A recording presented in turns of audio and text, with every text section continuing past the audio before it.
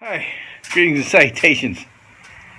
Well, I fully intended to come out here and film this, but if you notice, it's blowing a gale here again, and I just, having all that wind noise really annoys me when I'm watching videos. So I don't want to annoy you by having all this wind noise. Look at all the dust flying. I mean, really. I don't know if you can notice or not. I got the control arms off the Jeep, and I got the springs out, and I wanted to show something to you. If you own a Jeep, and whether it's lifted or not, if it's getting a little bit old, like this example, and you're driving down the road, say you hit a chuck hole, and all of a sudden the steering wheel starts shaking like a dog shitting shingle nails, like right out of your hand, and the only way to get to stop is to pull over and stop, right? That's called death wobble. And if you've ever experienced it, it will scare the living crap out of you. And it's even worse when the vehicle's lifted. So, a couple things you need to look for how to get rid of death wobble. Well, some people say, well, throw on a steering stabilizer. Well, that really doesn't stop death wobble. That might make it a little more controllable, but it doesn't stop it. But I want to show you one of the root causes of death wobble. You see here is lower control arm and the upper control arm. See how degraded that rubber is? This rubber is, it's old, it's dry rotted, and then it's also compromised by oil, oil leaks and stuff. And here's another one. If you're experiencing death wobble, first thing you might want to check is go underneath your vehicle and nut and bolt all the front suspension components. Make sure all the bolts are tight, all the fasteners are there, and torque to spec. And if they are, then inspect to see if, and you can tell a lot of times, like if you look at this one, you can see that the sleeve, the metal sleeve on the inside that the bolt goes through, is not centered. And a lot of times what will happen is these will get hogged out and the rubber will get all compressed. Here's another good example on the other side. The rubber gets all compressed and it just, ends up falling out. Well, if I were a betting man, which I am not, and you have death wobble and you want to get rid of it, replace those bushings with new bushings, either aftermarket polymer bushings or factory rubber bushings, and I bet you your death wobble will go away. Make sure your tires are in good shape and balanced and your front end's aligned. All those things will contribute to death wobble. I experienced it twice with this vehicle, and it was not a fun experience. Now, I'm not going to get it all complete today because these are factory bushings, and these factory bolts will fit into that factory bushing through the mount in the vehicle just fine. But this end, which goes up to the axle, no bueno. So I'm going to have to make some washers for a 7/16 bolt, because a 7/16 bolt fits nicely in there. And then tomorrow I'll have to go down and get some grade 8 fasteners and washers. Same thing with the upper control arm. And I need to see if I can get some factory rubber bushings. The upper control arms, the bushing is in the axle, and I gotta see if I can get those out and get some new bushings. I'm probably not going to film much while I'm doing the work because it's just too damn windy, and I don't want to spend the whole month doing this. I'm going to need this vehicle Tuesday. I'll show you as I progress.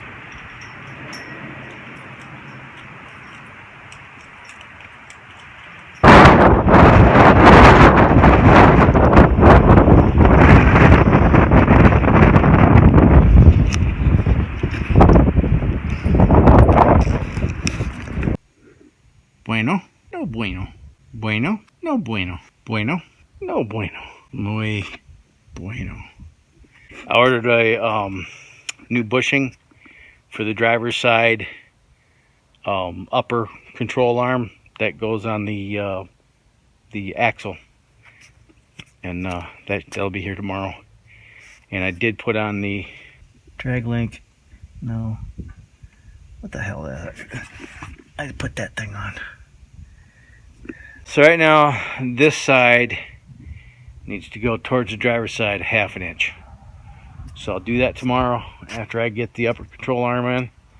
And then I've juiced up all the bolts for the springs over here. I'll jack this thing up tomorrow, and hopefully I can get the back on and it'll be 3 inches higher. Finally, look at it, finally calmed down. But tomorrow it'll probably be blowing a gale again. The very next evening. Oh, that looks a lot better.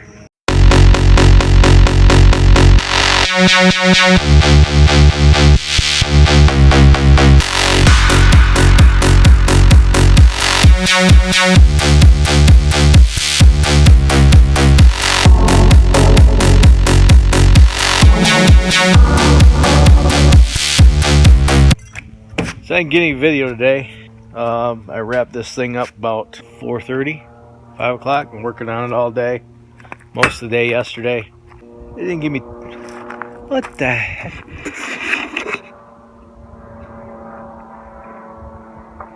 That looks like fun.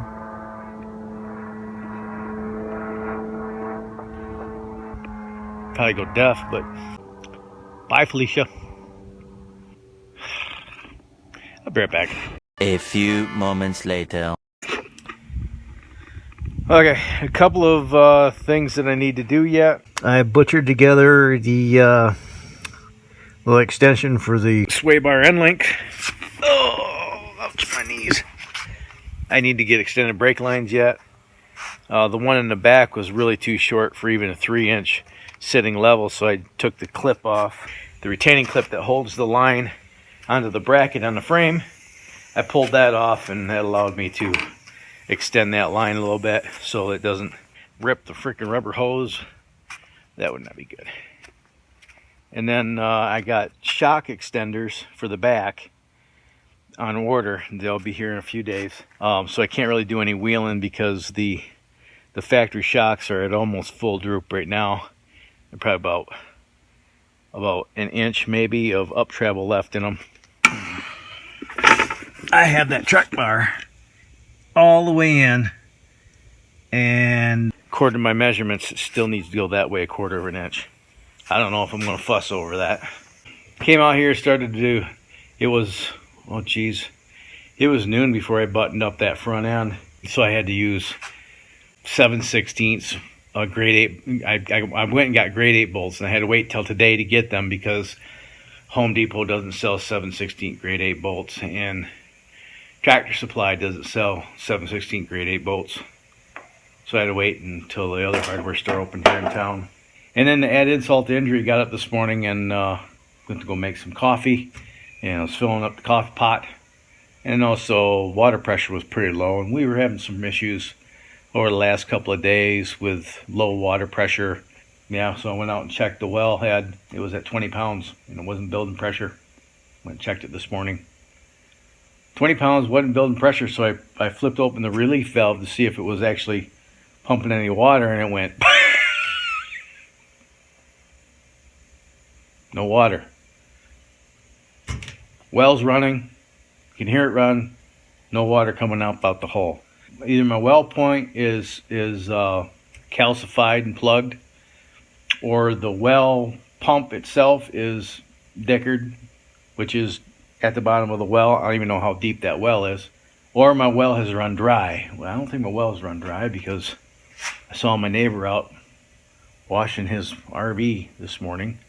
Called the home warranty company, and they're taking their sweet ass time to get somebody to come on here and take a look at it. In the meantime, my wife had to run down to the dollar store and pick up, she picked up about 50 gallons of freaking water, bottled water, and I have a garage full of bottled water now. And I can't take a shower. I really wasn't in the mood for filming. Sorry. Aside from the different size fasteners on the front, that wasn't really a big deal. Any fastener that went through those adjustable heims had to go from somewhere in the neighborhood of 1/2 inch to 7/16.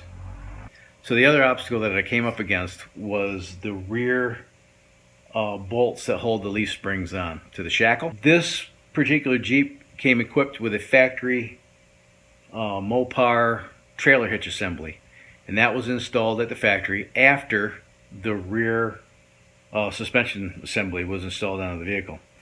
And as a result, they put the bolts in through the shackle on the inside of the frame rail and put the nut on the outside of the frame rail, and then installed the trailer hitch assembly. And there's not enough room between the bracket on the trailer hitch assembly and the shackle to get the bolt out. So what I end up doing is just cutting the heads off them instead of spending a whole lot of time dropping the trailer hitch. I could have done that, I suppose, but I just took my grinder and I cut the friggin' head off, or pulled it out from the outside of the frame rail. And it's the same bolts that held the lower control arms on. So I had extra bolts. Plus Martin, grabbed as much of the hardware as he could when he picked up that lift kit for me at Pick Apart. So I had plenty of bolts left. I didn't have to find those. And those are all factory Mopar bolts. So when we come back, it'll be tomorrow, and we'll take us on a little road test. The next morning.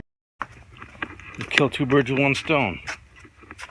My neighbor across the way over there is graciously going to allow us to fill up our water jugs so we can at least flush our toilets. And it's been 24 hours since we filed a claim with the home warranty company, and they still haven't gotten hold of a contractor to come out here and take a look at our well. So we can only guess as to when this is going to get resolved. But in the meantime, Maria next door is allowing us to fill up our water jugs. So let's go take this pig for a ride.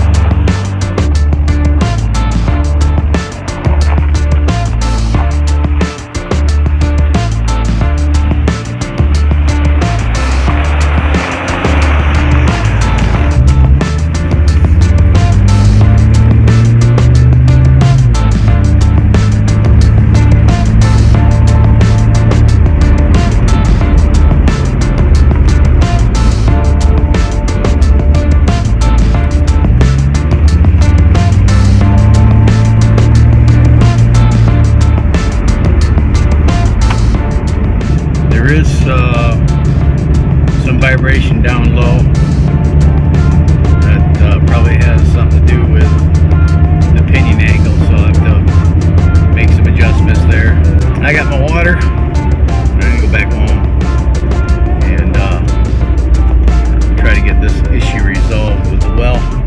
Finally got a hold of the warranty company this morning to find out what the status of our claim was, and they're still looking for a contractor. This is Pahrump, Nevada. There's only 6 well companies in this valley that I'm aware of. Unless it's only a town of 20,000 people, for crying out loud. How hard can it be? We got a response from them. They contacted a well company here in town, and they're going to send a tech out Sunday to come look at our well. If we had left it alone, we would have been without water for 6 days before they could even come out and take a look at it. But we called them, and they said, well, you're going to be out with the water for a week? No, that's no good. We'll get out here as soon as possible. He's coming out sometime this afternoon. But it is what it is. I guess the lesson learned here is make sure you got a few $1,000s of emergency cash on hand, so when stuff like this happens, you can just call them up and make it happen. Anyway, enough of my jibber jabbering. Hope you enjoyed the video. If you did, give me a thumbs up. Hammer away at that like button. If you didn't, give me a thumbs down. I probably wasn't one of my best productions, but it's what I got, right? If you haven't subscribed and you think I earned your subscription, go down there underneath this window and click that big red button that says subscribe, and then click the notification bell right next to it so that you'll be notified of future uploads.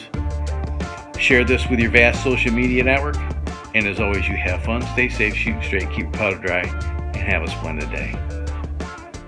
What do I do for a shower right now, man?